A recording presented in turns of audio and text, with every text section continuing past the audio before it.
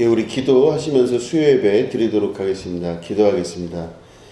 하나님 아버지, 우리 하늘꿈교회를 하나님 사랑하시고 또 붙잡아 주신 거 감사합니다. 오늘 함께 수요일 예배 나와 하나님 앞에 우리가 섰습니다. 주님 말씀하여 주시고 주님의 음성 듣는 시간 되게 하시고 예배 가운데 성령 하나님께서 인도하시고 주장하셔서 하나님의 거룩한 나라가 내 안에 임하는 축복과 은혜의 시간 되게 하여 주시옵소서. 감사드리며 예수님의 이름으로 기도드립니다. 아멘. 예, 우리 하나님 말씀 함께 보시겠습니다. 누가복음 14장 7절부터 15절까지 있는 말씀입니다.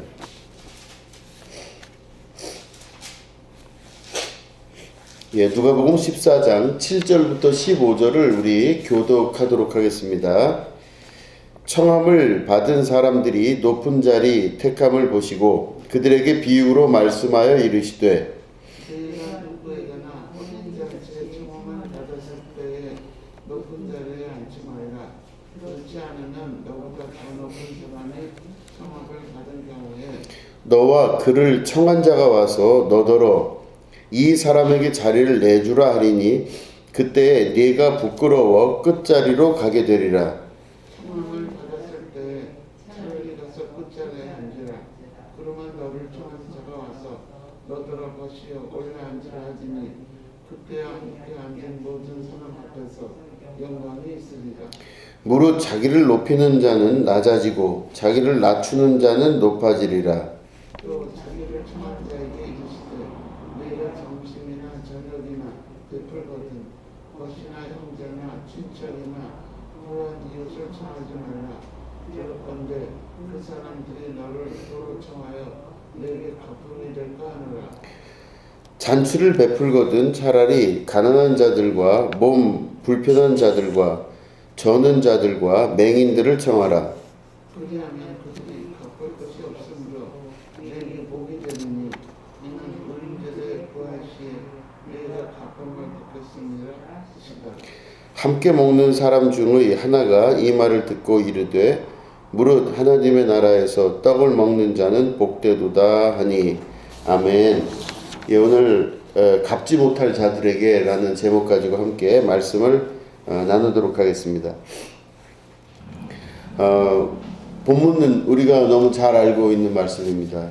교회가 세워지면서 예수님께서 교회인 우리들에게 아주 중요한 덕목 중에 하나로 말씀하신 것들입니다.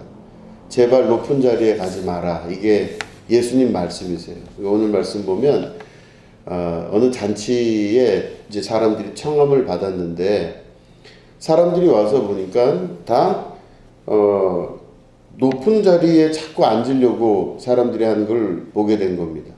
그럴 때 예수님이 사랑하는 마음으로 말씀을 하신 거죠. 높은 자리에 앉지 마라. 왜냐하면 만약에 높은 자리에 가서 먼저 앉았다가 너보다 더 높은 자리에 높은 사람이 와서 이 자리에서 좀 물러나라 하면 그 자리에서 물러나게 될까 두렵지 않느냐. 그러니까 높은 자리에 가지 말라 이렇게 말씀하셨어요.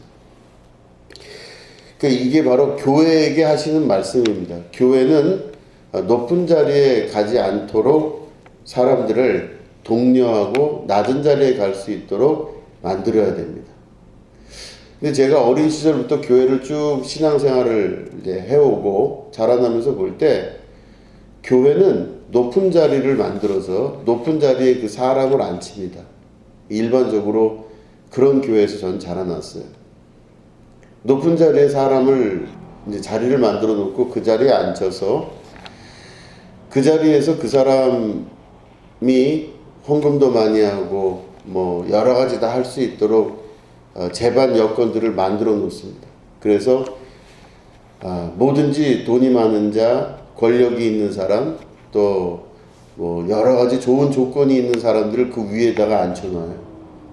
그런 다음에 참 희한한 건 그러고 난 다음에 그런 사람이 위에 앉아 있다가 그보다 더 높은 사람이 그 자리에 오면 그 목사님이 먼저 앉았던 사람을 밀어내요. 그 다음 사람이 와서 거기 앉아요. 이게 저는 이 말씀을 이제 준비하면서 생각이 되게 많았습니다. 이게 우리가 믿고 있는 이 신앙 안에서의 교회 생활, 우리 예수님 믿는 사람들의 교회 생활이 사실은 어떨까 생각을 해보면 이래요. 교회가 그렇습니다. 그래서 높은 자리에 그 사람 앉혀놨다가 뭐 각종 직분도 주고 막 좋은 소리를 다 듣게 해다가 그보다 더 쓸모 있다고 생각하는 사람이 나타나면 그 사람 내려보내고 그 위에 그 사람 올려놔요. 그러니까 이런 일들이 너무 많다 보니까 사람들이 느낄 때 내가 참 낮은 사람이구나. 그 비참함과 참담함을 느낄 때가 참 많이 있습니다. 그걸 어디서 느끼냐면 교회에서 느끼는 거예요. 그러니까 멀리 무슨 뭐 다른 다른 나라 이야기가 아니라 자라났던 교회가 그래왔고 또 제가 이제 대략 한 30여 년을 전도사부터 이 교회에서 전도사 생활부터 이제 목회자가 되면서 이렇게 한 일을 해보니 그 기간 동안 여러 교회를 거치면서 알게 된 사실들이 그런 사실들이에요. 교회는 우리가 알기로는 교회는 가난한 사람 혹은 힘든 사람, 병든 사람, 또 소외당한 사람들이 와서 위로를 받고 거기에 대해서 하나님 앞에 귀한 은혜를 경험하고 그 다음에 자기 자신을 온전히 부인하며 십자가를 지고 예수님을 쫓아가는 이런 사람으로 변화시키는 것이 교회의 원칙인데 다녀봤던 교회들을 쭉 보면 자라난 교회나 전도사 생활했던 교회나 하는 뭐 이런 교회들을 쭉 보면 교회들이 그런 모습은 아니에요. 그래서 윗자리를 다 만들어 놓는다는 거에 대해서 참 속상하고 그런 걸 많이 경험을 했습니다. 그래서 보면 그런 데서 상처받는 사람들이 그 교회에서 힘들어요. 견디다가 못해 또 힘들어지고 물론 목사님들이 그런 경우도 있고 장로님들이 그런 경우도 있고 또 일반 평신도 그룹에서 또 그런 모습을 만드는 경우도 있어요. 그러니까 교회라는 데는 참 애매한데 아무튼지 간에 전반적으로 힘이 있는 자리, 높은 자리, 사람들한테 인정받고 대접받는 자리는 그 자리를 가려고 하는 사람들에게 열려 있어요. 근데 그게 아니라 그러면 도대체 예수님 말씀하신 이대로 되는 교회가 있을까 하는 생각을 해보는 거죠. 진짜 이럴 수 있을까? 목사님들 모임을 이제 가서 저도 이제 목사가 되면서 여러 가지 경험을 많이 하는데 이제 제가 목사를 한다고 결심하고 이렇게 해서 이제 하나님 앞에 이끌림을 받고 이제 목회자가 되는 과정을 쭉 겪어왔는데 그러니까 이제 그 과정이 그 시작점이 어땠냐면 한국 교회가 점점점 이렇게 줄어든다고 하는 그 시기에 제가 목사가 되는 거예요.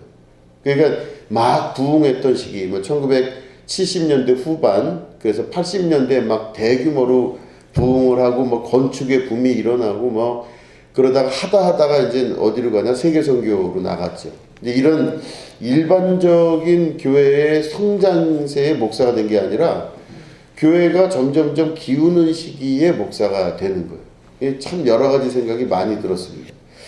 그러니까 저는 목회를 그렇게 어려워지기 시작하는 시기에 목사가 되는 길을 택해서 가는데 가서 봤더니 여러 번 제가 설교 때도 말씀을 드린 내용이지만 목사님들 사회에서도 이미 높은 자리와 낮은 자리가 구별이 돼 있어요.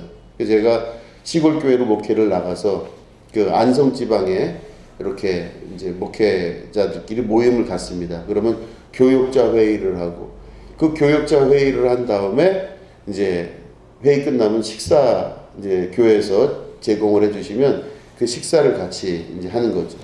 근데 보면 거기는 제일 큰 교회 목사님부터 혹은 제일 나이 많은 목사님, 아니 나이 많은 목사님은 별 의미 없어요. 큰 교회 목사님부터 쭉 자리가 이렇게 위에 상석부터 밑으로 돼 있어요. 그래서 흔한 말로 제일 낮은 그 어려운 교회의 목사님일수록 그 신발장 근처에 앉는다. 이제 이게 제가 그때 설교 때 말씀을 드린 거예요. 그러니까 위에서부터 쭉 내려앉아요. 상석을 누가 갖느냐? 제일 그 지방에서 큰 교회 목사님이 상석에 앉아요. 그러니까 제가 그걸 보면서 참 웃긴다. 제 마음에 그런 생각을 했었어요. 그러면서 어떻게 삶에 대해서 방향을 잡고 어떻게 목회를 해야 될까 하다가 성경적인 게 무엇일까 보면은 성경에서 예수님 말씀하시기를 높은 자리에 앉지 말라고 그러셨어요.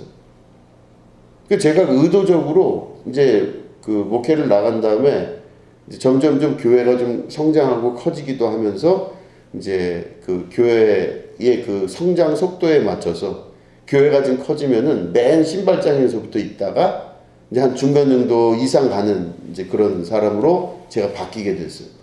근데 의도적으로 제가 그쪽으로 안 가고 자꾸 신발장 쪽에서 저는 밥을 먹었어요.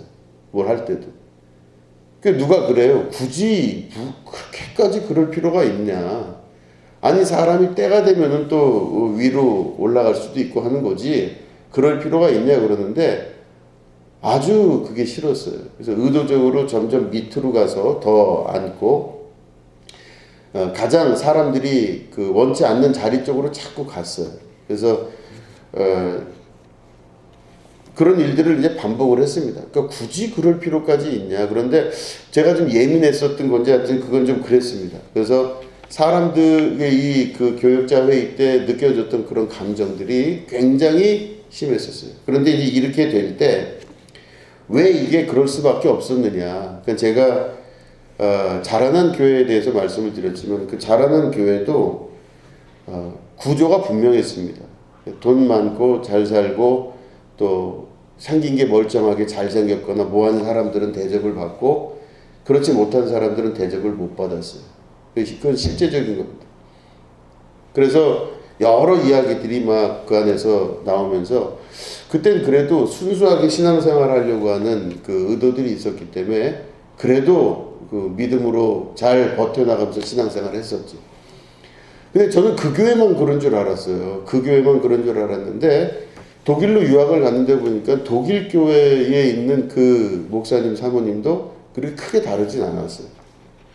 다 자기중심적으로 자기 편이 있었고 내 편 아닌 사람은 다 다른 사람 편이고 이러면서 사람들을 갈라놓고 이렇게 서로 그렇게 나눠지는 겁니다. 목사님, 사모님하고 누가 친하냐에 따라 달라져요. 참 그 외로운 유학 생활에서 그게 큰 상처가 될 만한 일인데도 그 어린 아이들인데 지금 제가 생각해보면 제가 유학 같은 나이가 23살, 4살 때인데 23, 4시면 어리잖아요. 근데 어린데 그 어린 아이들을 대놓고 이게 편을 딱 갈라서 내 편과 아닌 편을 갈라놓을 줄 아는 그 정도로 목회를 그렇게 자유롭게 하시더라고요. 그래서 제가 그걸 보고 이게 참 엄청난 사회구나. 이 교회라는 사회가 무지막지한 사회구나. 이제 이런 생각을 했습니다. 그러니까 다행히도 제가 그런 경험을 하면서 저는 목사님 사모님 편이 아니었겠죠. 그래서 아주 냉혹한 그 차가움을 이렇게 경험한 거예요.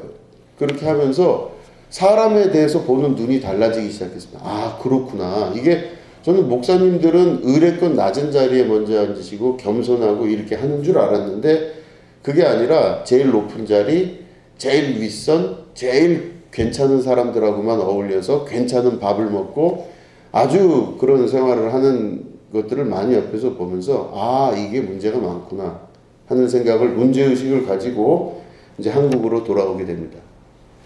그래서 사람들을 이렇게 볼 때 교회가 과연 내가 생각하는 교회가 아니라 예수님이 말씀하신 교회가 그런 사회일까? 그런데 그런 사회는 별로 보이지가 않았습니다. 목회를 하면서 모든 사람들이 공평하고 또 평범하고 예수님 앞에 다 하나가 될 수 있는 그런 교회가 있을까? 쉽지가 않았었어요. 무엇인가 이렇게 줄이 서져 있었고 무엇인가 다른 방향이 항상 주어지는 것이 바로 그 당시에 제가 느꼈던 교회의 모습이었습니다. 그래서 보면 그 교회에 이제 그런 그 경험들을 하면서 목회를 할 때 어떻게 목회를 하면 좋을까 이렇게 생각을 하게 되죠. 근데 오히려 반대로 그러면 가장 낮은 자리에 가고 그 예수님 말씀대로 낮은 자리에 가고 그 낮은 자리에서 목회를 할 수 있도록 스스로를 점점 낮추고 겸손한 게 맞는 방식인데, 그러면 그렇게 하는 게 맞나 해서 낮은 자리를 향해서 점점 갑니다. 그러면 나보다 다른 사람을 더 높은 자리에 앉히고 나보다 다른 사람을 더 높게 평가를 해줘요. 그럼 어떤 일이 벌어지냐면, 아, 저 사람은 원래 낮은 사람이구나 이렇게 되더라고요. 참 그 희한한 경험을 했습니다. 그러니까 세상이 악하기 때문에 그럴 수 있다 하지만 교회 안에서도 보면 낮은 사람과 겸손한 사람이 대접받지 못하는 경우가 많은 거예요. 겸손한 사람이 대접받거나 그런 게 아니라 어느 정도 자기의 위치를 차지한 사람이 대접을 받는 거예요. 이제 그러다 보니까 목사로서 어디까지 어떻게 행동을 해야 되나가 굉장히 힘들었었어요. 이게 30대의 목회자의 모습으로는 어디다 기준을 둬야 될지 모릅니다. 그래서 한두 끝도 없이 내 몸을 다 불살라 도와주고 이렇게 여러 일을 막 했는데도 결국엔 그 모든 것들이 수포로 돌아가는 경우가 되게 많아요. 그러니까 교회의 모습이 어떻게 생겨야 될까 할 때 기준이 분명한 건 예수님 말씀대로 우리가 교회가 이루어져야 될 줄로 믿습니다. 겸손하게, 그러니까 목사도 가장 먼저 낮은 자리에 가서 앉을 줄 알고 겸손하게 할 줄 알고, 또 성도도, 우리 성도분들도 낮은 자리에서 봉사하고 나보다 다른 사람을 더 높은 자리에 앉히고 하는 것들을 하실 수 있으셔야 돼요. 이게 진짜 그렇게 될 수 있으면 좋겠습니다. 그렇기 때문에 여러 가지 일들이 참 많이 있지만 그렇게 해서 신앙의 훈련을 받으면 예수님 말씀대로 살게 되는 그런 신앙인이 되는 거죠. 그렇기 때문에 그렇게 신앙생활을 해야 되는데 그게 아니라 목사님이 가장 높은 자리에 앉고 그 밑에 인정받을 만한 자리에 사람들 다 꽂아서 심어놓고 또 그 사람 필요 없으면 던져버리고 다른 사람 집어넣고 하는 일들을 하는 그런 교회에서 자라난 사람들은, 떨어져 나간 사람들은 심각한 정신적 피해를 입기도 하고 자기가 너무 괴로운 거예요. 자기 스스로 자괴감을 느끼기도 합니다. 그런데 또 그 자리에 올라가기 위해서 어떤 일을 하냐면 많은 경우 약간의 거짓말을 섞어가면서 겉으로만 좋은 모습을 보이고 속은 그렇지가 않은 거예요. 그러니까 겉으로 보이는 모습에 아주 익숙하게 평생을 살면서 그 자리까지 자기가 와서 그걸 유지하려고 노력을 하는 것을 볼 수가 있습니다.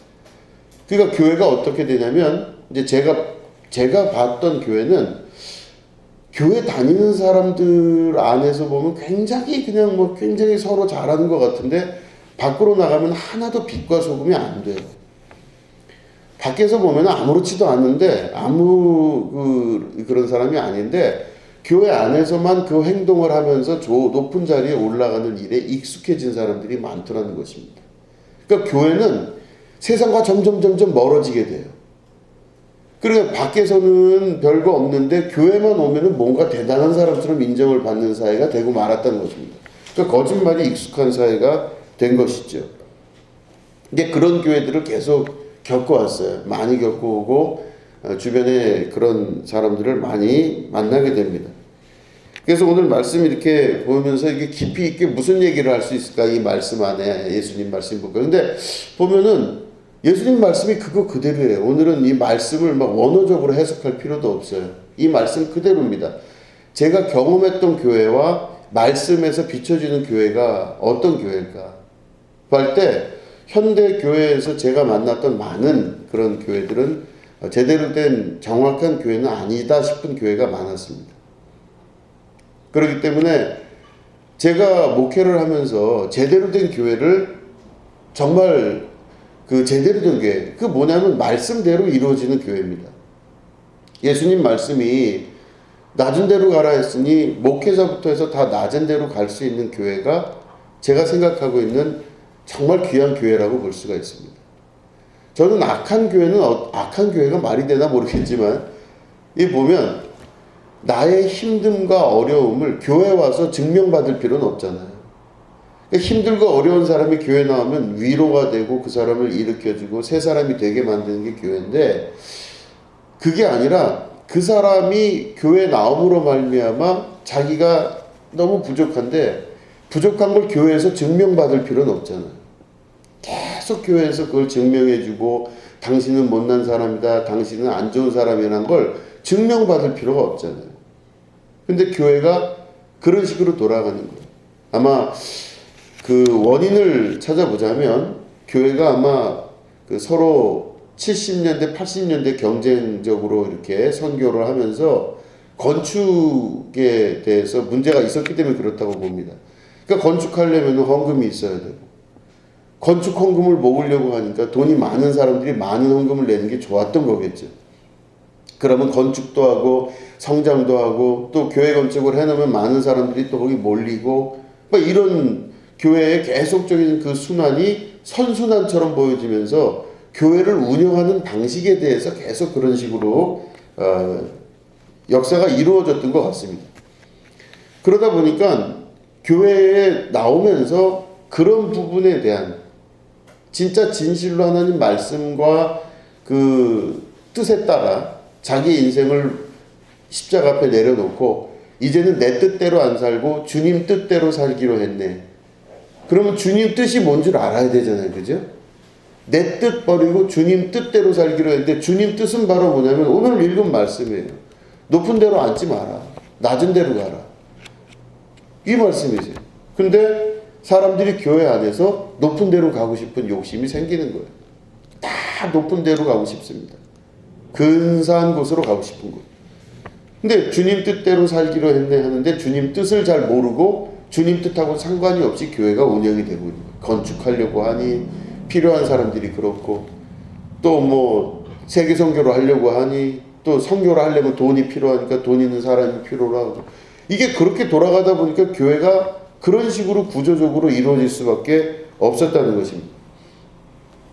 저는 그런 얘기도 이제 그 전에 굉장히 신경이 쓰이는 얘기 중에 하나였었는데, 제가 이제 안성으로 목회를 나갔어요. 그래서 목회를 나가서 이제 사람들하고 이제 막 신앙생활을 같이 하면서 잘 모르고 어린 나이에 목회를 하려니 뭘 압니까? 그러니까 그걸 메꾸려고 나름대로 최선을 다해서 성경도 읽고 했는데, 그 우선적인 건 바로 뭐냐면은 가난하고 힘든 사람들을 중심으로 해서 잘 이 사람들이 시험 들지 않고 어려움 당하지 않도록 이렇게 도우면서 신앙생활을 하는 거였었어요.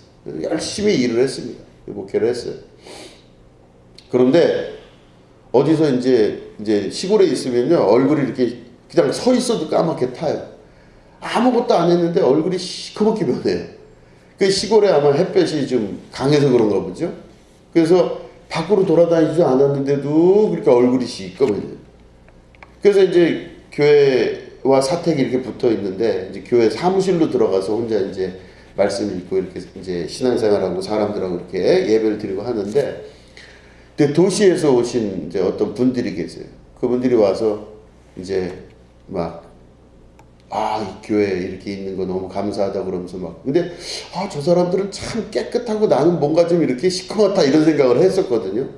근데 어느 날 그 오셨던 분이 누군가 했더니 도시에서 오신 분이라서 이제 기도하고 가셨는데, 봤더니 저희 아는 권사님의 그 이제 우리 교회 권사님의 그 사위랑 딸이었어요. 그 사위랑 딸이 이제 처갓집에 왔다가 이제 친정집에 왔다가 교회를 와서 이제 목사님 보고 교회에서 기도하고 가고 싶다 그래서 그렇게 간 거였어요. 그래서 너무 행복했어요. 그래서 어느 날 근데 그분이 이제 오다가 저 도시에 있는 큰 교회에 이제 권사님이신데 지금은 장로님 되셨어요. 근데 좀 와서 좀 설교를 좀 청장년 선교회 주최 예배인데 설교를 좀 부탁한다 그래요. 그래서 알겠습니다. 그래서 제가 설교하러 가겠습니다 해서 이제 그 약속된 날짜에 이제 갔어요. 가서 이제 설교를 하는데, 거기에 저 말고도 2명이 더 있어요, 목사님이. 한 명은 여자 목사님이고 한 명은 장로교 어디 목사님이시래요. 그러니까 전 잘 모르는 분들이. 거기서 이제 처음 만났는데 한 100명 정도가 이렇게 모인 데서 이제 설교를 하래요. 이제 설교를 짧게 해달래요. 길게 하면 안 된대요. 그 설교를 한 이제 10분 정도 안에서 끝내달래요. 왜 3명이니까. 그래서 제가 맨 마지막 설교를 하고 이제 마치는 거예요. 그래서 아니 10분 동안 무슨 설교를 하나. 그래서 하다가 10분 동안 하려면 그냥 앞에서 그냥 뭐 우리 교회 상황이나 좀 얘기하고 그러고 끝내야 되나 막 이런 생각하는데 앞에 있는 두 분 목사님이요 다 어렵다는 얘기만 해요. 우리가 어렵고 뭐 우리 교회가 어렵고 뭐 이런 얘기를 막 해요. 근데 그분들은 도시에 있는 교회들인데 되게 어렵대요. 막 어렵고 힘들고 얘기하고 막 두 번째 여자 목사님은 막 울면서도 막 얘기를 하고 우리가 이렇게 힘들고 어렵고 막 얘기를. 그래서 저는 안 힘들었거든요. 그런데 이제 그 중간중간에 첫 번째 설교 목사님이 끝나고 두 번째 목사님 나오고 하는 그 중간중간에 청장년 선교회 주체니까 이제 그 청장년 한 명이 나와서 막 기타 치면서 이 첫 번째 설교하신 목사님과 그 교회를 위해서 기도하십시다.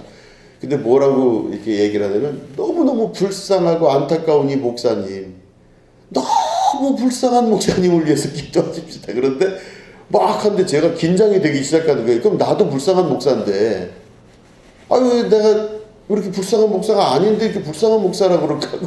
막 기도를 하고 막 울면서 너무 불쌍한 거예요, 목사님이. 그러니까 두 번째 여자 목사님이 나와서 또 하는데 이게 어렵고 저게 어렵고 뭐가 어떻게 됐고 뭐 기억도 잘 안 납니다. 저는 그래서 뭐 하여튼 뭐가 많이 어렵대요. 이 돈 때문에 헌금 때문에 뭐 헌금이 안 들어오고 뭐가 어쩌고 어렵대요. 그러니까 이 분이 두 번째 목사님 설교 끝난 다음에 막 또 찬양을 하면서 너무너무 불쌍한 목사님 뭐 그 목사님을 위해서 기도하시고 이 불쌍하고 안타까운 교회를 위해서 뭐 이렇게 얘기를 해요. 근데 이제 제가 딱 앞에 섰는데 세 번째 목사로 이제 정진우 목사가 섰는데 도무지 내가 왜 불쌍하지 이 생각을 한 거예요, 제가. 그래서 아니 내가 왜 이렇게 그래서 제가 오히려 그때 그렇게 설교를 했습니다. 죄송하지만 저는 하나도 안 불쌍하고요. 저는 하나님 주신 은혜에 너무 감사하고 충분하고 모든 일이 만족스럽고 감사합니다. 이렇게 얘기를 했어요. 잘했어요? 못했어요? 잘했어요. 아유, 전 충분합니다. 여러분 저 불쌍한 사람 아닙니다. 저 불쌍한 사람도 아니고 여러분 저에 대해서 그런 생각 충분히 우리 교회는 충분하고 하나님의 은혜 가운데 지금도 잘 하고 먹을 거 부족함 없이 왜냐면 진짜 실제로 우리 성도들이 이제 농촌에 있으니까 고추도 따다 주시고 거봉 추수 때문에 거봉도 주시고 쌀은 뭐 끊이지 않고요. 너무 감사한 거예요. 그게 얼마나 감사한지 저는 원래 목사님 되면은 굶는 줄 알았거든요. 다 주셨어요. 다. 참기름 들기름을요 정말로 이만큼씩 넣어서 먹었어요. 아무 부족함 없어요. 조선된장 조선고추장 얼마나 맛있게 먹었는지 몰라요. 세상에 부족함 없이 농사 진 거 가지고 다 해서 그렇게 한두 끝도 없이 먹고 잘 살고 행복했어요.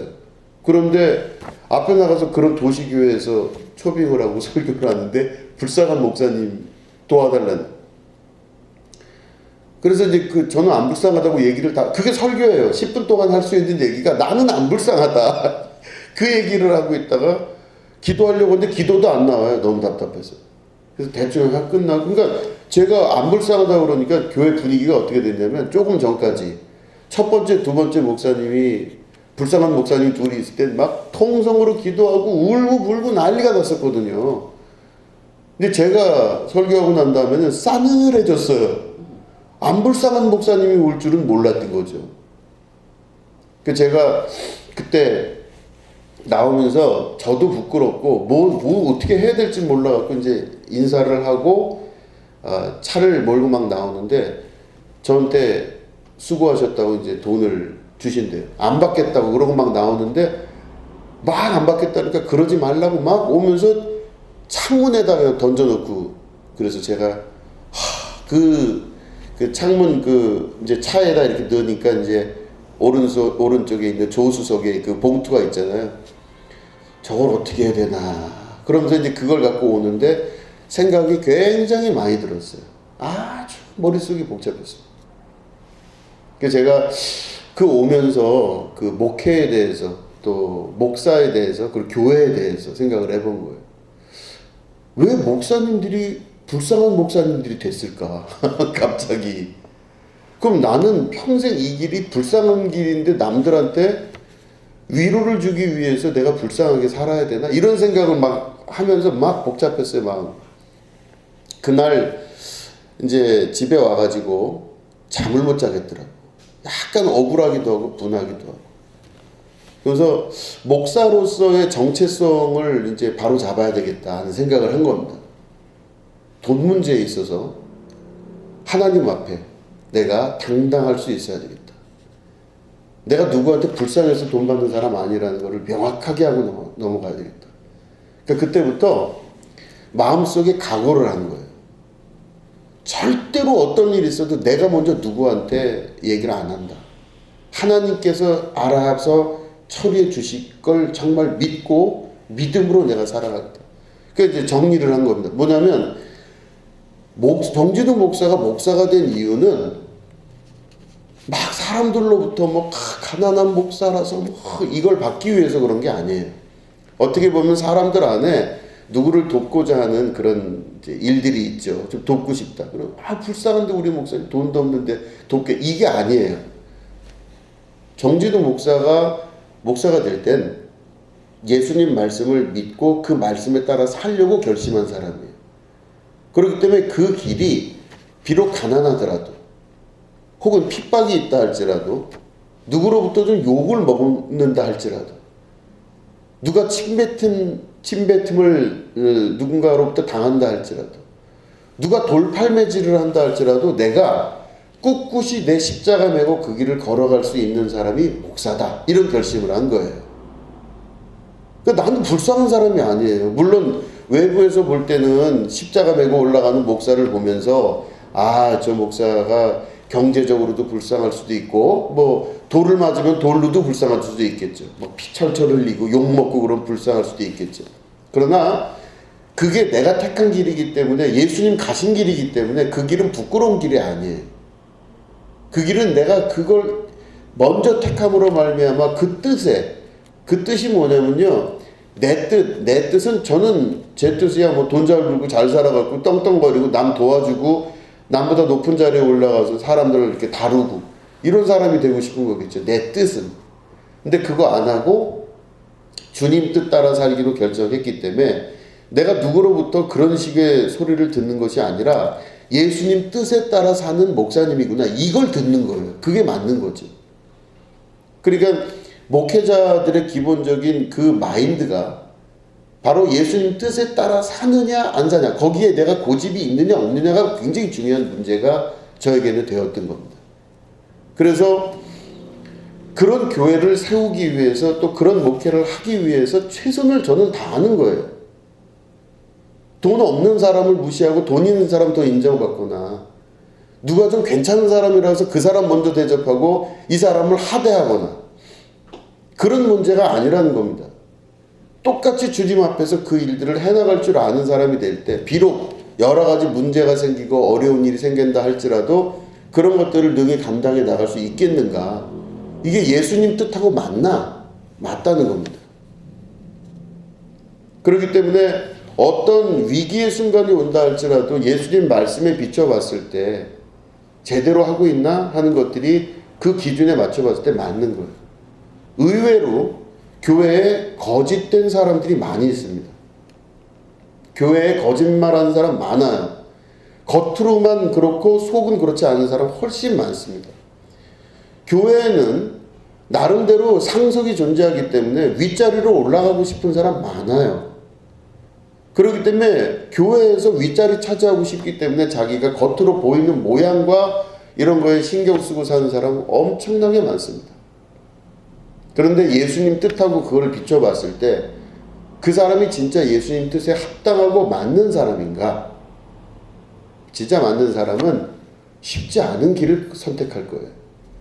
자기가 있어도 자기가 뭔가 사람들로부터 권력을 쥐거나 괜찮은 그런 대접을 받는 사람이 위치에 있어도 자기 거를 티내지 아니하고 끊임없이 자기를 내려놓고 낮은 자리에 가서 나보다 다른 사람을 높은 자리에 올릴 수 있는 이제 그런 사람이 되는 게 교회의 실제적인 교육이며 방향이며 목표입니다. 그렇기 때문에 교회는 그 목표를 향해서 한 발짝 한 발짝 나아갈 때 이 길이 만약에 쉬운 길이라면 성령님이 와서 도와주실 필요가 없을 수도 있어요. 근데 이 길이 쉬운 길이 아니에요. 참 어려운 게 말씀드렸지만 사람이 낮아져서 이 사람에게 호의를 베풀고 상대방을 편안하게 만들어주고 하면요, 세상은요 쉽게 봐요. 쉽게 봅니다. 내가 도와주고 다 힘을 쓰고 이 사람을 더 나보다 높은 사람으로 생각하고 그 앞에서 낮은 모습을 보이잖아요. 그러면 세상 사람들은 다 함부로 해요. 그러니까 이 함부로 하는 것들을 얼마만큼 내가 견뎌내면서 이것들을 할 수 있을까? 어느 순간 되면 막 화가 나요. 그러면 분노가 치밀어 오르면요, 확 뒤집혀요. 그러면 어떻게 해버리고 싶은 생각이 막 들 때가 있어요. 그런데 성령께서 그거를 강하게 붙드시면서 끝까지 어디까지 네가 갈 수 있느냐 하는 것을 보시는 것 같아요. 근데 세상은 그렇다고 생각하고 교회는 안 그렇다고 생각했는데 오히려 교회가 세상과 같아지거나 아니면 세상보다 더 못한 결과로 교회가 지금까지 성장해 왔을 수도 있다는 겁니다. 그러니까 교회에 거짓말이 많아요. 겉으로 볼 때는 그래 보이는데 속은 그렇지가 않은 경우가 훨씬 많습니다. 겉으로 볼 때는 아주 회칠한 무덤과 같이 깨끗하지만 속에는 시체가 썩는 그런 일들이 훨씬 많습니다. 그렇기 때문에 교회 안에서 신앙생활하는 것은 뱀처럼 지혜롭고 또 양처럼 순결해야 됩니다. 그래서 말씀을 잘 지켜갈 수 있도록 이게 쉽지가 않은 길이기 때문에 그렇기 때문에 성령님이 오셔서 도우시고 그 말씀대로 살 수 있도록 이끌어 가신다는 거예요. 이게 성령이 그 도우시는 영이시잖아요. 헬퍼입니다. 헬퍼. 그래서 여러 일들을 거쳐가면서 이제는 대략 그 정도 세월을 교회라는 장소에서 큰 교회도 있어봤고 작은 교회도 있어봤고 시골 교회도 있어봤고 우리 교회 같이 개척교회도 있었고 부목사로도 있어보고 하면서 겪었던 여러 일들 중에서 분명한 시각은 바로 뭐냐면 그런 교회 많지가 않다는 겁니다. 저는 우리 교회가 그런 교회가 됐으면 좋겠어요. 몇 명이 뭐 있느냐보다 더 중요한 건 자기 자신의 자리를 낮은 곳으로 자리를 좀 옮겨줄 줄 아는, 그래서 상석에 앉지 아니하고 낮은 자리에 앉을 수 있는 그런 사람이 됐으면 참 좋겠어요. 그런 교회가 됐습니다. 그래서 그런 교회를 이루기 위해서 저도 최선을 다하고 어떨 땐 참 쉽지 않고 힘들지만 그래도 그렇게 하고 또 목회자가 그런 마인드를 이 예수님 말씀을 이루기 위해서는 목회자는 돈에 대해서 투명하고 돈에 대해서 흔들리지 말아야 돼요.